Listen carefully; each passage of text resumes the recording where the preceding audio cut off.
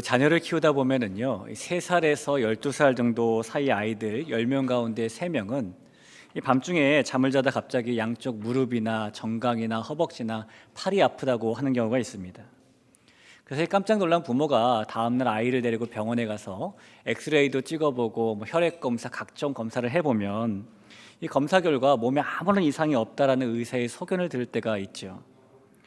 그런 일을 주로 성장기에 있는 아이들이 겪기 때문에 성장통이라고 부릅니다. 이 성장통은 약 200년 전에 학계에 보고가 되기 시작했는데 아직까지 그 원인이 무엇인지 정확하게 밝혀지지 않은 통증입니다. 그러다 보니 대부분의 어른들은 이 성장통을 아이들이 크기 위해서, 성장하기 위해서 겪어야 되는 잠깐의 어려움이라고 이해를 하게 되죠. 그런데 이 아이들이 자라나기 위해서 겪어야 되는 성장통어는요, 비단 몸에만 나타나는 것이 아닙니다. 아이들은 자라나면서 마음에도 성장통을 겪게 되는데 이 마음의 대표적인 성장통이 바로 사춘기라는 겁니다. 여러분, 이 이야기가 사실인지 아닌지는 모르겠는데요, 이 고대 메소포타미아 문명의 발상지인 수메르라는 곳이 있죠. 그 수메르 사람인 어느 아버지와 아들이 BC 1700년경에 나누었던 이런 대화가 있다고 합니다. 아버지가 아들에게 학교가 끝나면 밖에 싸돌아다니지 말고 집에 와서 숙제를 해야지, 형은 잘하는데 너는 도대체 왜 그러니? 아빠 말 듣고 있어? 라고 말했더니 아들이 듣고 있어요 라고 대답을 했어요. 그래서 아버지가 듣고 있으면 말해봐. 근데 아들이 말 그랬답니다. 그래서 아버지가 너무 화가 나가지고 아니 따라해보라고 그랬더니 아들이 따라해보라고 그랬대요. 이게 믿거나 말거나 이 얘기예요. 그러나 그 옛날에도 사춘기는 있었나 보다라고 생각할 수 있는 것이죠. 하지만 이 이야기는 사실인데요, 이 BC 1700년경에 수메르 시대에 쓰였던 한 점토판에 있는 문자를 해독을 한 것이 있는데요, 해독을 했더니 뭐라고 써 있었냐면은 좋은 글이 써 있던 게 아니라 요즘 젊은이들은 너무 버릇이 없다 이렇게 써 있었다고 합니다. 그러니까 분명한 것은 그 기원전 1700년대에 그런 기록이 나올 정도로 젊은이나 아이들이 겪는 사춘기는 어제 오늘의 일이 아니라는 겁니다. 너무 막강해서 이 갱년기 외에는 절대로 대적할 적수가 없다라는 이 사춘기는요, 비단 아이들에게만 찾아오는 것도 아니에요. 다 성장한 것 같은 어른들 가운데, 특별히 직장인들 중에는 직장 생활에 대한 회의감이라던가 뚜렷한 이유 없이 직장 생활에 불만을 가지는 직장인 사춘기를 겪기도 합니다. 이 직장인 사춘기를 겪게 되면 잠도 잘 안 오고요, 아침에 출근하기가 너무 싫고, 저녁에 회사 약속이나 모임에 가는 것은 더 싫고, TV나 잡지 등에서 성공한 사람들의 이야기가 나오면 짜증이 나고 조바심이 나고 온몸이 나른해지고 매사에 의욕이 없는 증상이 나타난다고요. 근데 놀라운 것은 직장인 가운데 무려 80에서 90%가 직장인 사춘기를 겪고 있다고 합니다. 그런 것을 보면 이 마음의 성장통인 사춘기라는 것은 꼭 아이들에게만 찾아오는 것이 아니라 어른을 포함한 모든 사람에게 찾아오는 것이죠. 나이에 상관없이 어떤 사람은 내면의 성장을 위해서 마음의 사춘기를 겪기도 하고요, 어떤 사람은 피하고 싶지만 피할 수 없는 인생의 사춘기를 겪기도 합니다. 그리고 특별히 저와 여러분처럼 이 믿음의 길을 걷고 있는 사람들의 경우에는 영적으로 겪게 되는 영적 사춘기도 있게 됩니다. 우리가 계속해서 살펴보고 있는 에베소 교회는 이 영적인 사춘기를 심하게 앓았던 그런 교회입니다. 오늘 본문에서 바울이 이 에베소 교회가 그 영적 사춘기를 어떻게 극복해야 되는지에 대한 말씀을 알려주고 있는데, 오늘 이 말씀을 통해서 혹시 우리 자신도 에베소 교회처럼 영적 사춘기를 겪고 있는 건 아닌지, 만약 우리가 영적 사춘기를 겪고 있다면 하나님께서 주시는 말씀을 가지고 극복할 수 있는 시간이 되기를 간절히 축복합니다. 여러분, 아이들이 겪는 사춘기의 특징이면 뭐가 있을까요? 아이들이 사춘기를 겪을 때에 몇 가지 특징들이 나타납니다. 우선은 감수성이 예민해지죠. 또 감정도 풍부해지는데 그 감정을 컨트롤할 수가 없습니다. 그래서 충동적인 감정을 잘 참지 못하는 경향을 띠기도 합니다. 무엇보다도 자기 주장이 뚜렷해지고요, 이제는 부모에게서 독립하려고 하는, 분리되고 떨어지려고 하는 성향이 커지게 됩니다. 그 전에는 부모가 어디를 가려고만 하면은 마치 껌딱지처럼 딱 달라붙어가지고 어디든지 따라 나섰던 그 자녀가 사춘기가 되면은 이제는 부모가 같이 가자 부탁하고 부탁해야 겨우 따라 나설 정도로 부모와 형제들과 분리되려는 성향을 띠게 되는 것이죠. 그렇게 함께하고 싶지 않다라는 마음 때문에 이 자녀들이 자기 방에 들어가서 사춘기 때 문도 닫는 것이고 문을 잠그기도 하는 겁니다. 분명히 같이 하지 않으려는, 함께하지 않으려는, 분리되려는 개인적인 모습은 사춘기의 대표적인 모습입니다. 이 영적인 사춘기의 대표적인 모습도 비슷해요. 우리가 믿음의 길을 걷다가 영적 사춘기에 빠지면 그때부터는 누군가와 함께하는 것이 싫어지고요, 더욱이 하나가 되는 것은 더욱더 싫어집니다. 이것을 좋게 독립적이다라고 표현할 수도 있겠지만은 사실은 믿음의 길을 걸으면서 지극히 개인적이고 이기적이고 분리적인 모습을 가지게 되는 겁니다. 오늘 우리가 읽은 본문에 보면 바울은 특별히 하나라는 단어를 많이 사용합니다. 3절부터 5절을 한번 볼까요? 평안에 매는 줄로 성령이 하나 되게 하신 것을 힘써 지키라. 몸이 하나요 성령도 한 분이시니 이와 같이 너희가 부르심의 한 소망 안에서 부르심을 받았느니라. 주도 한 분이시요 믿음도 하나요 세례도 하나요. 이 바울이 거듭거듭해서 하나라는 말씀을 계속해서 꺼내고 있는데, 사실 오늘 본문뿐만이 아니라 에베소서 전체에도 이 하나됨이라는 얘기가 여러 번 나오는데요, 이 에베소서 2장 14절에 보면은 그는 우리의 화평이신지라 둘로 하나를 만드사 원수된 것 곧 중간에 막힌 담을 자기 육체를 허시고라고 말하고 있죠. 이 같은 장의 16절에 보면 동일하게 말합니다. 또 십자가로 이 둘을 한 몸으로 하나님과 화목되게 하려 하심이라 원수된 것을 십자가로 소멸하시고. 여러분, 에베소서에서 바울이 이렇게 하나됨에 대한 말씀을 많이 하고 있다는 것은 에베소 교회가 하나됨을 잘 보이는 교회였기 때문일까요? 아니면 에베소 교회가 하나됨을 잘 보이지 못하는 교회였기 때문일까요? 우리가 별 말을 하지 않아도 알아서 공부를 잘 열심히 하는 자녀에게 공부 좀 열심히 해라라는 말을 많이 할까요? 아니면 알아서 잘하지 않는 자녀에게 공부 좀 열심히 해라라는 말을 더 많이 할까요? 이 바울이 에베소 교회 성도들에게 거듭해서 하나됨의 이야기를 하고 있다라는 것은 그 교회에 하나 되는 모습이 부족했기 때문인 겁니다. 에베소 교회는 같이 어울리는, 하나 되는, 연합되는 그런 것보다는 개인적이고 분리되는 것을 좋아하는 영적인 사춘기에 빠졌던 겁니다.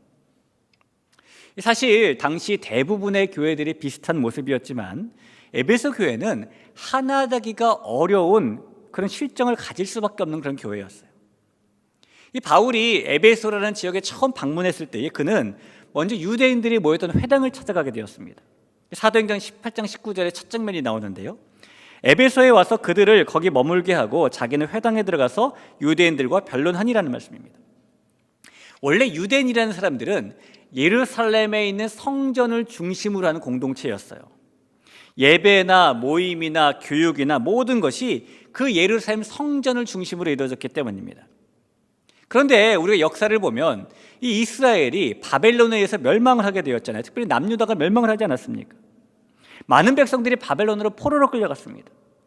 포로로 끌려간 사람들 입장에서는 더 이상 예루살렘 성전에 갈 수가 없게 되었기 때문에 상황이 달라진 겁니다. 그들의 삶의 중심이 되는 예루살렘 성전에 갈 수가 없게 된 포로된 사람들이 궁여지책으로 만든 것이 자기들이 있는 동네에 회당을 세우는 거예요. 그 회당을 예루살렘 성전 대신에 교육과 훈련과 기도의 장소로 삼는 겁니다. 그렇게 탄생한 회당이라는 것은 예수님이 이 땅에 계시던 시대나 바울이 활동했던 시대에는 전 세계의 유대인들이 공동체를 이루고 퍼져 있는 곳이라면 어느 곳이나 반드시 세워져 있었습니다. 그래서 바울은 전도하며 다닐 때에 어느 도시에 가든지 가장 먼저 유대인들이 모여있는 회당을 가장 먼저 찾았던 것이죠. 에베소 교회라는 것은 그렇게 바울의 회당 방문으로 시작된 교회였기 때문에 당연히 처음에는 유대인 공동체를 기반으로 출발하는 교회입니다. 여러분, 그러나 예수님의 복음이라는 것이 유대인들만을 위한 복음은 아니잖아요. 이방인들을 위한 복음이기도 하죠. 에베소 지역에 있는 유대인들뿐만 아니라 이방인들도 복음을 믿기 시작하면서 유대인 공동체를 기반으로 했던 이 에베소 교회에 이방인들이 한 사람 한 사람 들어오게 되는 것입니다. 그런데 아무리 예수님의 사랑 안에서 한 교회가 되었다고 하지만 같은 교회 안에 유대인과 이방인들이 함께 모여서 하나의 공동체를 이루고 있으니 이 두 그룹이 하나가 되는 것이 얼마나 힘들었을까요? 여러분 부부싸움 해보셨죠? 아마 어젯밤에 하고 오신 분도 계실지 모르겠는데 세상에 부부싸움을 안 하는 부부는 없습니다. 이 부부싸움은요, 그런데 젊었을 때는 하는 빈도수가 많아지게 되고 나이가 들면 빈도수가 적어지게 돼요. 나이가 들었을 때는 부부싸움이 아니라 일방적으로 혼나는 경우가 많기 때문에 아마 그럴 것 같아요. 요즘에 상담센터에는요, 결혼한 지 얼마 안 되는 신혼부부의 상담 요청이 매우 늘어나고 있다고 합니다. 너무 사랑해서 결혼한 신혼부부가 무슨 갈등이 있어서 상담이 필요할까라는 생각이 들지만 이제 막 결혼한 신혼부부도 갈등이 있다는 거예요. 여기 토요일에 결혼하는 예비신랑과 예비신부가 있지만 두 분도 결혼하면 갈등이 생기게 돼 있습니다. 20년, 30년을 서로 다른 환경에서 서로 다른 성격으로 살았던 두 남녀가 만나서 한 가정에서 같은 시간과 같은 공간을 보내고 살아야 되는데 왜 갈등이 안 생기겠습니까? 서로의 다름 때문에 생기는 갈등이 있는 것이죠. 여러분, 하물며 평생을 유대인 문화, 이방인 문화라는 서로 다른 문화에서 서로 다른 방법으로 각자의 신을 섬기며 살았던 사람들이 한 교회에 모였는데 그 교회 안에 어떻게 갈등이 없을 수 있겠습니까? 그러니까 에베소 교회가 하나 되기 힘든 것은 어떻게 보면 당연한 일이었어요. 그런 사정 때문에 에베소 교회는 분리되는 것을 좋아하고 각자 도생을 꿈꾸는 영적인 사춘기를 겪게 되는 것입니다. 여러분, 사춘기란 몸과 마음이 아이에서 어른으로 성장해가는 과정이죠. 그런데 만약에 자녀가 10대 때만이 아니라 20, 30대가 되어서도, 심지어 자녀가 40대, 50대, 60대가 되어서도 여전히 사춘기를 겪고 있다면 어떨까요? 평생 사춘기를 겪고 있는 그 자녀도 자녀겠지만 그렇게 자라나지 않는 자녀를 보는 부모의 마음이 얼마나 애달겠습니까? 그래서 교회도 영적인 사춘기를 겪을 때가 있지만 여전히 갈등과 분열이라는 영적 사춘기에만 머물러서는 안 된다는 겁니다. 영적 사춘기에만 머무는 교회는 결코 자라날 수 없는, 성장할 수 없는 교회이기 때문이고, 영적 사춘기에만 머무는 교회를 보시는 그 교회의 머리 되신 예수님의 마음은 애달플 수밖에 없기 때문이죠. 사랑하고 존경하는 귀한 대길교회 성도 여러분, 우리도 어쩌면 에베소 교회처럼 각자 도생이 조금 더 편한 그런 영적 사춘기를 겪고 있을지도 모릅니다. 우리도 살아온 환경이 다르죠. 사는 모양도 다르고 생각도 다르고 고민하는 것도 다른, 그렇게 서로 다른 사람들이 공동체라는 이름으로 모였기 때문입니다. 하지만 저와 여러분이 이 영적 사춘기가 있다면 그것을 극복하고 하나가 되어서 하나님께서 보시기에 가장 영광스러운 교회로 한 걸음 더 우리가 나가야 될 줄로 믿습니다. 자, 그러면 어떻게 할 때에 이 영적인 사춘기를 우리가 극복할 수 있게 될까요? 어떻게 하면 서로 함께하기 싫어하는 영적 사춘기를 극복하고 하나가 되는 어우러지는 모습을 가질 수 있냐라는 겁니다. 이 바울이 하나 되기 어려웠던 에베소 교회의 유대인들과 이방인들이 한 교회가 될 수 있는 방법을 1절 말씀에서 말씀해 주고 있어요. 1절 한번 보겠습니다. 그러므로 주 안에서 갇힌 내가 너희를 권하노니 너희가 부르심을 받은 일에 합당하게 행하라라는 말씀입니다. 바울은 부르심을 받은 일에 합당하게 행하는 것이 바로 에베소 교회가 유대인과 이방인이라는 서로 다름 때문에 하나 되지 못하고 직면하고 있는 이 영적인 사춘기를 극복하는 방법이라고 알려주고 있는 겁니다. 그리고 어떻게 하는 것이 부르심을 받은 일에 합당하게 행하는 것인지를 2절에서 구체적으로 알려주고 있어요. 2절도 한번 볼까요? 모든 겸손과 온유로 하고 오래 참음으로 사랑 가운데 서로 용납하라라는 말씀입니다. 그러니 바울의 말을 종합하면 겪고 있는 영적 사춘기를 극복하는 방법은 우리를 부르심을 받은 일에 우리가 합당하게 행하는 것인데, 부르심을 받은 일에 합당하게 행하는 일이란 바로 겸손과 온유와 오래 참음으로 용납하는 거라는 겁니다. 사람들을 보면 세상 사람들이 왜 서로 어우러지지 못하고 왜 하나가 되지 못할까요? 이 서로 용납하고 용납받는 것이 생각보다 쉽지 않기 때문인 겁니다. 용납하는 방법도 잘 모르고 용납하는 방법도 잘 모르고 이렇기 때문인 것이죠. 이제 막 초등학교에 입학한 8살짜리 아이가 조금만 놀다가 일찍 들어와라 라는 엄마 말씀을 잘 듣지 않고 맨날 친구랑 노느라고 밤 9시가 넘어 들어온 일이 잦아졌습니다. 그러자 어느 날 엄마가 이 아이의 버릇을 고쳐주기 위해서 종아리를 치기 위해 해초리를 들게 되었어요. 엄마가 그러는 거죠. 조금만 놀다 오랬더니 엄마에게 말도 없이 항상 되죠. 넌 혼 좀 나야 돼. 찰싹찰싹 이런 일이 벌어진 겁니다. 그러니 어린 딸이 울면서 이렇게 엄마에게 말합니다. 엄마, 다시는 안 그럴게요. 한 번만 용서해 주세요. 엄마가 또 이렇게 말합니다. 엄마라고도 하지 마. 엄마 말도 안 들으면서 엄마는 무슨 엄마야? 딸이 또 울면서 이렇게 말했답니다. 아줌마, 다시는 안 그럴게요. 용서해 주세요. 여러분, 이 엄마 결국 나중에 아이를 용납했을까요? 용납하지 않았을까요? 이 아이 엄마에게 용납받았을까요? 용납받지 않았을까요? 이 용납이라는 것은 나에게 잘못을 하거나 피해를 준 사람을 너그럽게 대하는 거예요.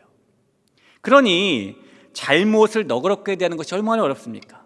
나에게 잘한 사람을 너그럽게 대하는 건 어렵지 않잖아요. 그러나 나에게 분명히 잘못하고 피해를 줬는데 너그럽게 대하는 것이 너무너무 어렵기 때문에 용납이 쉬운 일이 아니라는 겁니다. 근데 바울은 그렇게 하기 힘든 용납을 겸손과 온유와 오래 참음으로 하라고 말을 해요. 겸손이라는 것은 상대방보다 낮아지는 거 아니겠습니까? 그러니까 상대를 더 존중하는 마음으로 나의 이익보다는 상대방의 이익을 추구해 주는 게 겸손일 것이고, 온유라는 것은 상대방을 거칠게 대하지 않고 친절하게 대하는 자세, 강압적이지 않고 상대방의 마음을 깊이 공감하는 긍휼의 마음을 말할 겁니다. 오래 참음이라는 것은 상대를 쉽게 질책하지 않는 자세겠죠. 내 이익을 포기하고 상대방의 이익을 추구하는 일도 힘든 일이고, 남에게 친절하게만 계속 대하는 것도 힘든 일이고, 오래 참는 것은 더더욱 힘든 일인데 그렇게 힘들게 하는 게 용납이라는 거예요. 여러분, 가만히 생각해 보면은 나에게 잘못을 해서 용납을 받아야 될 그 사람이 겸손과 온유와 오래 참음을 해야 될 것 같은데, 그렇게 힘든 일을 해야 될 것 같은데, 반대로 용납을 해주는 입장에 있는 내가 겸손해지고 내가 온유해지고 내가 오래 참아야 된다고 하니까 거꾸로 뭐가 잘못된 것 같고 내가 손해보는 것 같고 내가 이렇게까지 힘들게 하면서 저 사람 용납해 주어야 하나? 라는 마음이 들기 때문에 사람들은 용납하는 게 좀 어려운 거예요. 예수님의 제자였던 베드로가 어느 날 예수님에게 서로에 대한 용납을 몇 번 정도 해줘야 되나요? 라고 물었죠. 마태복음 18장 21절입니다. 그때에 베드로가 나와 이르되 주여, 형제가 내게 죄를 범하면 몇 번이나 용서해 주리이까? 7번까지 하오리이까? 이 베드로의 질문을 원문으로 보면은요, 이렇게 되어 있어요. 주여, 한 형제가 나에게 죄를 범하면, 이렇게 되어 있습니다. 그러니까 베드로의 질문은 한 사람이 나에게 잘못하면 그 사람을 몇 번 정도 용납해 줄까요? 라는 질문인 것입니다. 여러분, 여러 사람이 아니라 특정한 한 사람이 나에게 계속해서 잘못한다면 그 사람을 몇 번 정도 용납해 줘야 될까요? 우리가 하는 말 가운데 너 내가 한 번은 봐준다 라는 말이 있는 걸 보면은 한 번까지는 용납해 줄 수 있겠다라는 마음이 있는 것 같고, 또 우리가 하는 말 가운데 참을인 자 3번이면 살인을 면한다, 혹은 뭐 이렇게 3번 삼지나온 이런 말이 있는 것을 보면은 적어도 3번까지는 용납해 줄 수 있겠다라는 마음이 있는 것 같은데, 이런 한 사람이 나에게 잘못했을 때 3번 정도 용납해 줘도 대단한 용납이죠. 그런데 베드로는 예수님께 7번이면 충분하죠 라고 자신의 맥시멈의 숫자를 말하고 있는 겁니다. 그런데 예수님께서는 그 베드로에게 서로에 대한 용납은 7번이 아니라 7번을 70번씩 해도 충분하지 않다고 대답해 주셨어요. 마태복음 18장 22절을 볼까요? 예수께서 이르시되 내게 이르노니 7번뿐 아니라 7번을 70번까지라도 할지니라. 7번씩 70번, 7 곱하기 70을 말하잖아요. 490번까지 내가 용납해 주겠다. 다 세가지고 491번째는 얄짤없다, 이런 말이 아니잖아요. 용납은 아무리 많이 해도 충분하지 않다라는 말씀인 겁니다. 그러니 끝까지 용납해야 된다는 주님의 말씀인 거죠. 우리가 살아가는 이 현대 사회는 나 자신을 위해서라면 개인적이고 독단적이어도 괜찮다라고 인정하는 그런 세대입니다. 그렇게 나만을 추구하는 개인주의가 너무나 자연스러운 이때에 남을 위하는, 내가 아니라 남을 위하는 용납은 더더욱 어렵게 되는 것이죠. 그러나 우리는 나라는 말이 강해지면 강해질수록 우리라는 말은 점점 약화가 된다는 것을 잊지 말아야 합니다. 그러나 우리는 서로 피차 더불어 함께 하나라는 말과 점점 거리를 두고 자기 자신만을 위해서 살아간다면 우리의 영적인 사춘기를 벗어날 수 없고, 반대로 서로를 용납하고 하나가 될 때에 그 영적 사춘기를 벗어나 드디어 자라나게 될 수 있다는 사실도 여러분 꼭 잊지 마시길 부탁을 드립니다. 내가 이해하고 내가 부드럽게 대하고 때로는 넘어가주고 그렇게 용납하는 것이 하나를 이룰 수 있는 방법이고, 그렇게 용납으로 하나를 이룰 때에 저와 여러분이, 우리의 가정이, 우리의 교회가 영적인 사춘기를 뛰어넘어서 성장의 길로 나갈 수 있다는 것을 여러분 믿으시길 간절히 축복합니다. 우리가 어렵지만 서로를 용납해야 되는 이유는요, 그래야 우리가 영적인 사춘기를 넘어갈 수 있기 때문이기도 하지만, 우리가 어렵지만 서로를 용납해야 되는 또 다른 이유는 사실 가만히 보면, 따지고 보면 용납은 상대방이 아니라 나에게 유익한 일이기 때문입니다. 어느 아프리카 한 마을에 갑자기 어느 날 원인을 알 수 없는 전염병이 돌기 시작했어요. 마을에 전염병이 돌자 사람들이 손을 더 깨끗이 씻기 시작하고 집의 오물을 깨끗이 청소하고 음식 관리도 더 철저히 했는데, 이상하게도 전염병에 걸리는 사람들이 줄어들지 않고 점점점 늘어났습니다. 그 일을 이상하게 여긴 한 의사가 혹시나 하는 마음에 이 마을에서 식수로 사용하게 되는 물줄기를 따라 상류에 올라가 봤더니 아니나 다를까 산 꼭대기 위 수원지에 돼지 한 마리가 빠져 죽어 있는데, 이 돼지가 이미 썩어 있더라는 겁니다. 결국 이 물 속에 있는 썩은 돼지 때문에 물이 오염이 되었고, 그 물을 마시고 그 물로 음식을 하고 그 물을 씻은 그것이 원인이 되어서 마을에 전염병이 들어왔던 거예요. 우리가 용납하지 않는 마음을 가지는 것은 마음 깊은 곳에 썩은 돼지 한 마리를 품고 있는 것과 똑같습니다. 이 썩은 돼지가 우리 마음에 있으면 하나님께서 우리에게 아무리 흐르는 새 은혜를 주시고 아무리 우리의 몸과 마음을 정결하게 하시고 새로운 일을 경험하게 하신다고 해도 우리 마음속에 있는 이 썩은 돼지 때문에 우리의 영혼은 나도 모르게 병들게 되는 것입니다.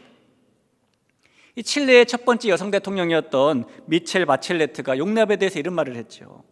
때로 용서할 수 없는 사람이 있다. 도저히 지울 수 없는 부단 일도 있다.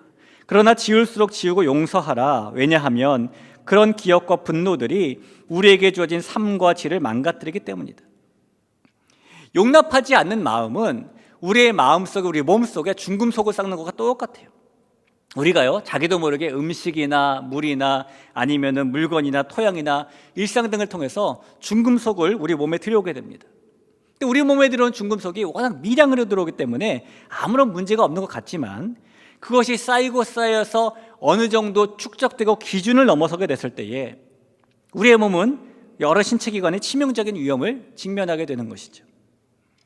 그런 것처럼 우리의 마음속에 있는 이 썩은 돼지가 해결되지 않는다면, 우리의 마음속에 있는 이 서로를 끝없이 용납하지 않는 마음이 해결되지 않는다면은 우리는 결국 이것이 쌓이고 쌓여서 어느 순간 기준점이 넘어가고 치명적인 영적인 위험을 맞이하게 되는 것입니다.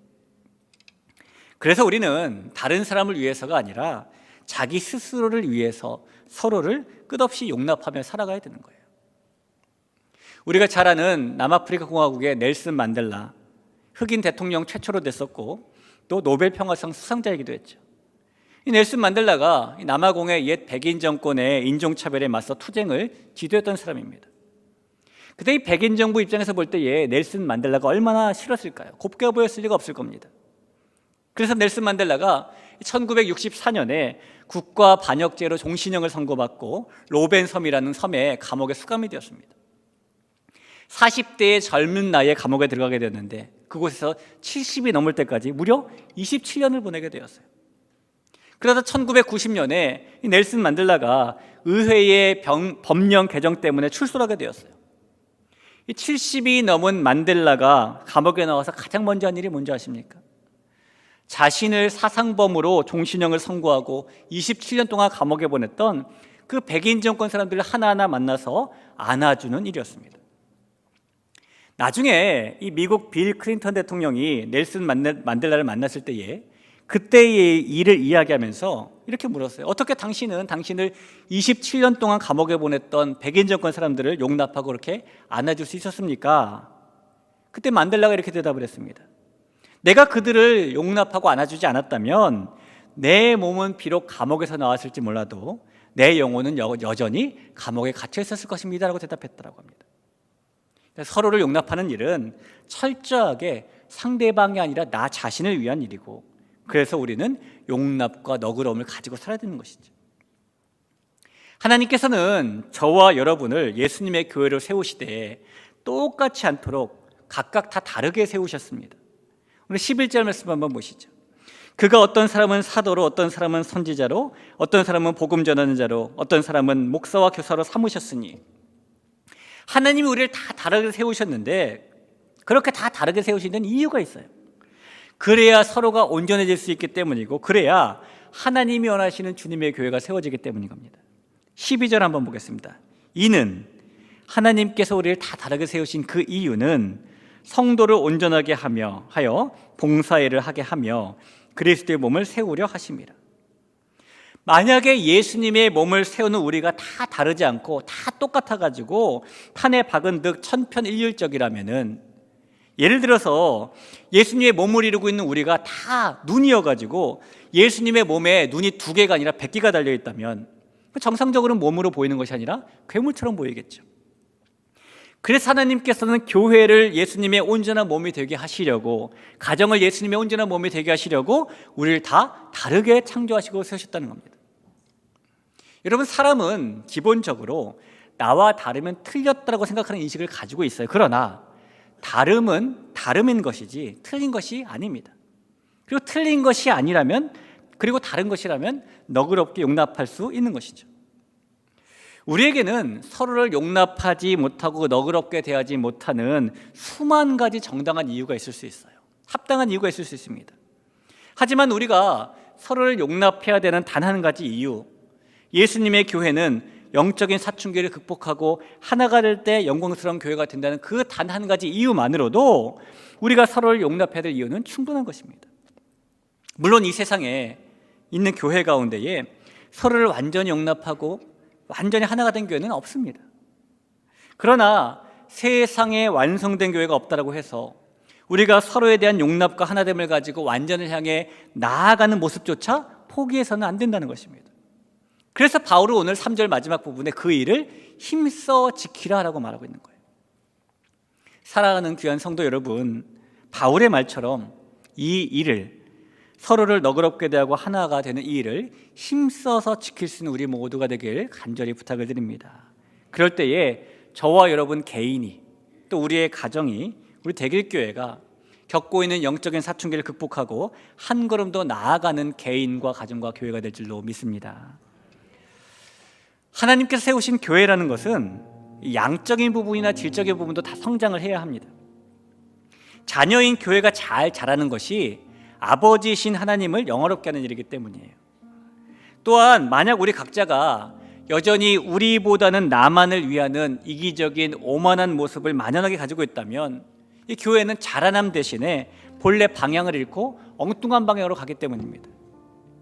그래서 우리가 몸담고 있는 가정이라는 교회, 대길이라는 교회가 엉뚱한 방향으로 가지 않도록 나를 포기하고 우리를 선택하는 그런 하나됨의 모습을 가져야 되는 것이죠. 바울은 그렇게 우리가 그런 믿음과 생각이 일치가 되어지면 우리가 온전히 예수님을 닮아가게 되고 우리가 어린아이의 모습을 탈피하고 성장할 수 있게 된다고 말을 합니다.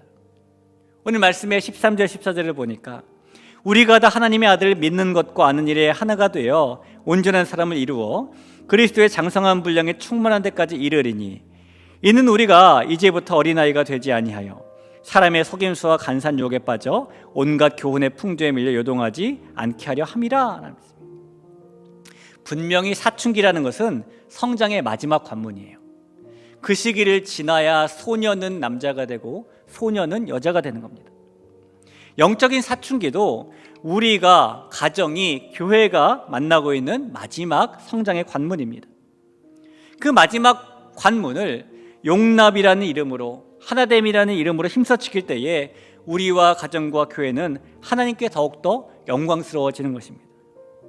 바라기는 우리 모두가 하나님께서 원하시는 대로 그 영적인 사춘기를 극복하고 한 걸음 더 자라나는, 성장하는 우리 모두, 또 우리의 가정, 우리 대길교회가 되기를 간절히 축복합니다. 우리 그런 마음 가지고 같이 한번 찬양하죠. 찬양할 때에 우리 주 안에 우리 하나라는 기대라는 찬송 올려드리겠습니다.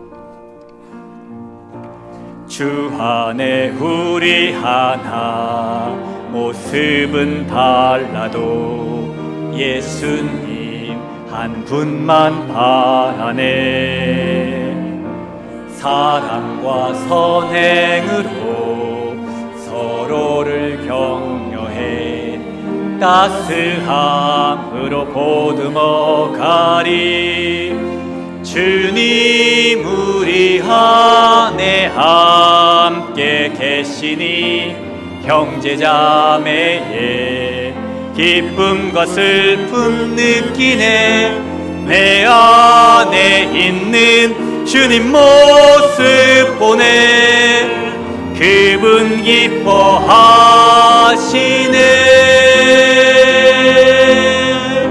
주님 우리를 통해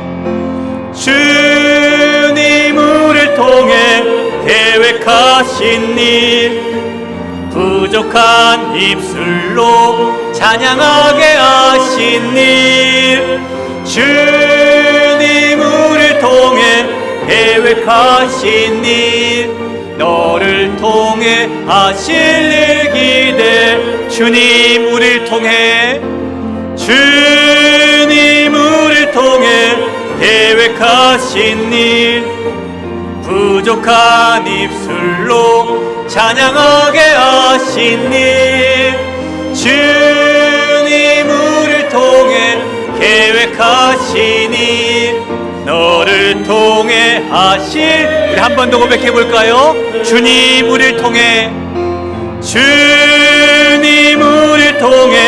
계획하신 일 부족한 입술로 찬양하게 하시니. 주님 우리를 통해 계획하신 일 너를 통해 하실 일 기대해. 우리 시간 합심해서 함께 기도하겠습니다. 우리가 말씀을 기억하며 찬양의 고백을 기억하며 이 시간에 기도할 때에 우리가 에베소 교회처럼 영적인 사춘기를 겪을 수도 있지요. 우리가 각자 도생이 편하고 하나됨이 불편한 그런 때를 겪을 때도 있습니다. 그러나 그 상태에 머물러 있는 것은 하나님께서 원하시는 성장을 할 수 있는 방법이 아닙니다. 우리가 이 시기를 넘어가야, 이것을 극복해야 주님이 원하시는 교회로 한 걸음 더 나아가고 자라가고 성장할 수 있겠죠.